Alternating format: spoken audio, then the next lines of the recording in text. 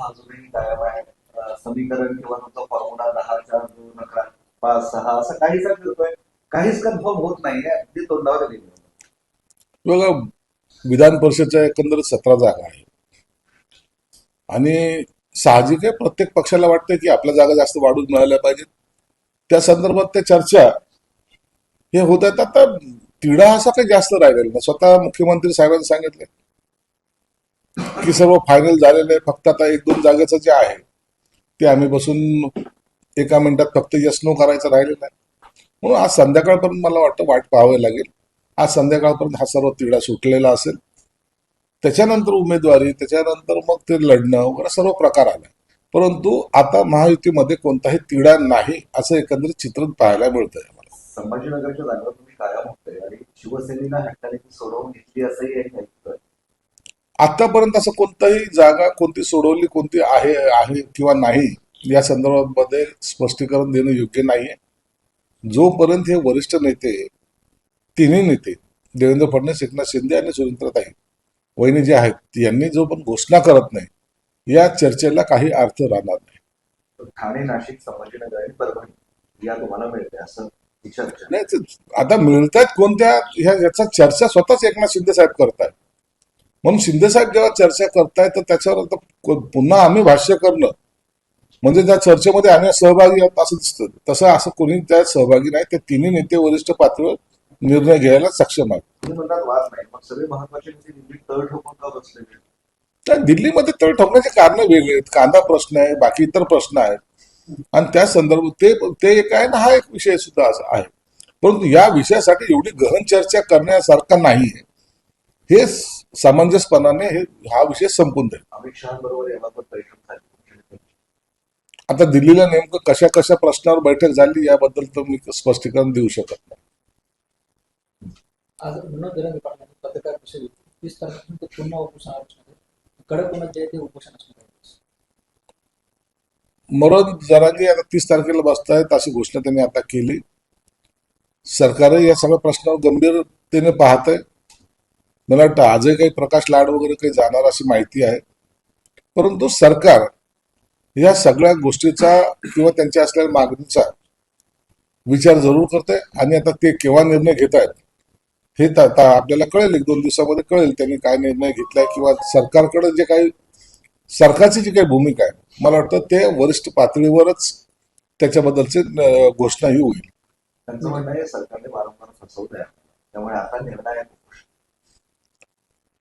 आंदोलन करते त्यांचा उपोषणाचा रोख तो त्यांच्या दृष्टिकोनातून योग्य आहे. सरकारची काय भूमिका आहे हे सरकार मांडेल.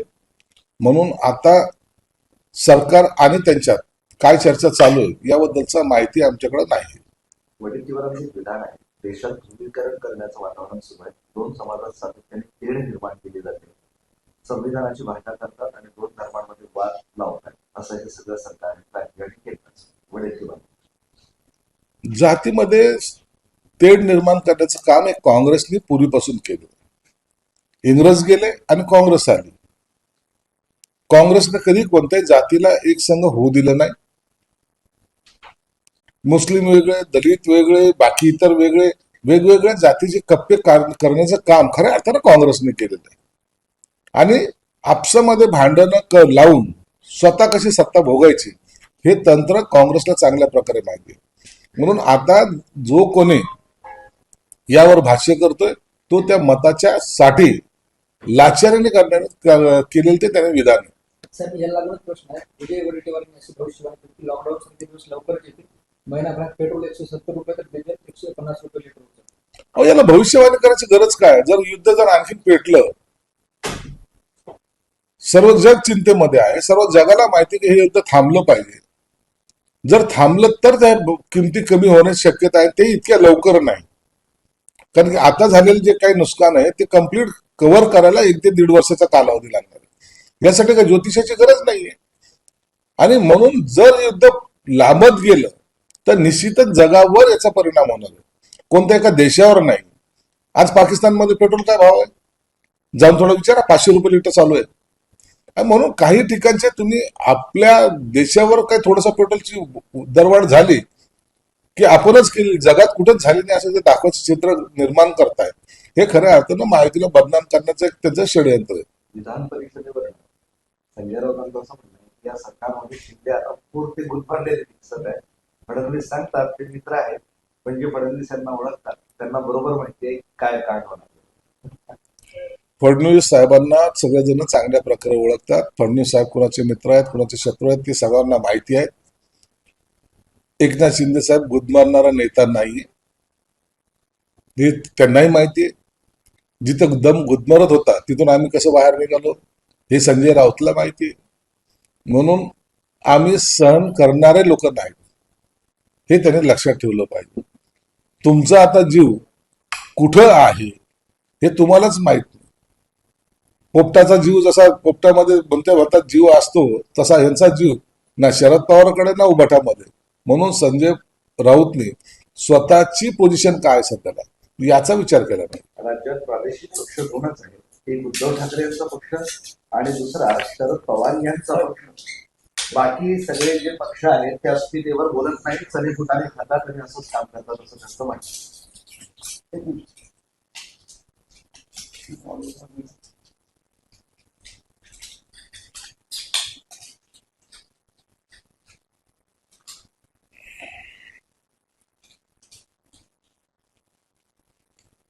तर मी सांगतो की राज्यात प्रादेशिक पक्ष दोनच आहेत, एक उद्धव ठाकरे यांचा पक्ष आणि दुसरा शरद पवार यांचा पक्ष, जे राज्याच्या अस्मितेवर बोलतात. बाकी जे दुसरे आहेत ते चलेफुटाने गोळा करण्याचं काम करतात.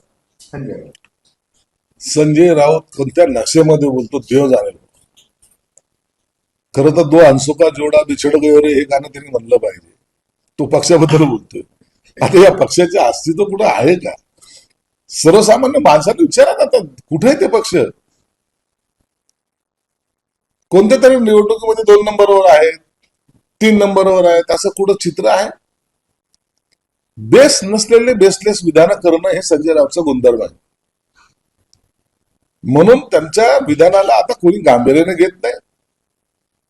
एक आहे उभाटा पक्ष आणि शरद पवारचा पक्ष राष्ट्रवादी पक्ष डुबवण्यासाठी जर कुणाचा सर्वात मोठा जर सहभाग कुणाचा असेल तर माननीय संजय राऊत साहेबांचा आहे, आणि त्यात ते माहीर आहेत. साहेब, कुर्बानीवर बोलताना संजय राऊत असं म्हणाले की हे सरकार सुद्धा 55 रेड्यांच्या पुढे घेऊन आले, गुजरात जे आहेत ते त्यांनी रेडे कापले, त्या कुर्बानीवर सुद्धा आमचा आक्षेप आहे. आणि त्यांनी सरकार स्थापन करण्यासाठी रेडे कापले. तुम्ही रेड्यापेक्षा दुसरं काय असेल ते कापा. कुणाला कापायचं तर तुम्ही ठरवा.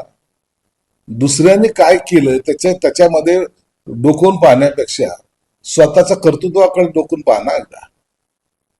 तुमच्या असलेल्या कर्तव्य काय त्याला म्हणता येईल गुणवत्तेमुळे हे सरकार गेलं, तरी तुमची हेकाटी जी आहे ती आताही कमी होत नाही. आताही तुम्हाला त्याच आविर्भावात आहात. उद्या जरी निवडणुका लागल्या ना तरी हे म्हणायला मोकळे होतील, आता उद्धव ठाकरेंचा चेहरा घेऊन आम्ही निवडणुका लढणार. हे त्याचे ठरलेले वाक्य.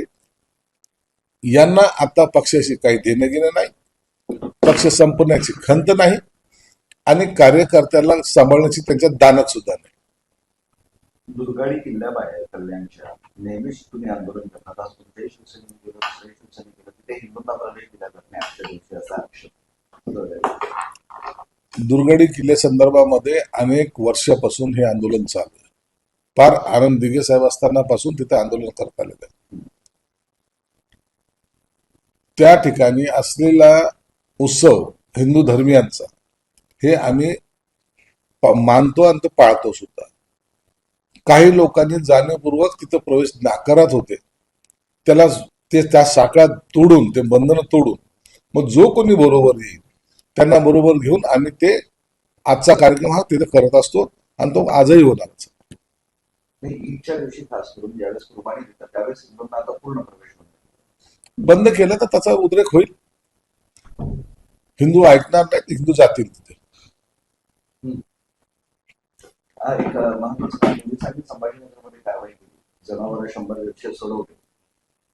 मुक्का लावण्याचा निर्णय पोलिसांनी घेतलाय. सातत्याने आवाहन केलं होतं की गोवंश देऊ नका, बळी, तरी सुद्धा हे प्रकार वाढत चालल्याचं दिसतंय. त्यामुळे सगळीकडे राज्यात संभाजीनगरसह कारवाई करावी. नाही, काही लोक जे आहे ना स्वतःच्या हट्टापायी असे गैरप्रकार करतात. एवढं मोठं आव्हान केल्यानंतरही काल काही गायी कापण्याचा प्रकार या संभाजीनगरमध्ये झाला. जवळपास 8 लोकांना त्यात अरेस्ट केलेले, आणखीन धरपकड चालू आहे. आताही पोलिसांचं कारवाई आणि लक्ष या सर्व ह्याच्या घटनेकडे आहे. आणि जे पकडले गेले त्यांनी जाणून बुजून या शहरामध्ये दंगल कशी होईल किंवा या शहरामध्ये शांतता भंग कशी पावेल हा प्रयत्न केला, म्हणून त्यांच्यावर मोकोका कायद्या अंतर्गतच कारवाई होणार आहे हे आम्ही स्पष्ट केले.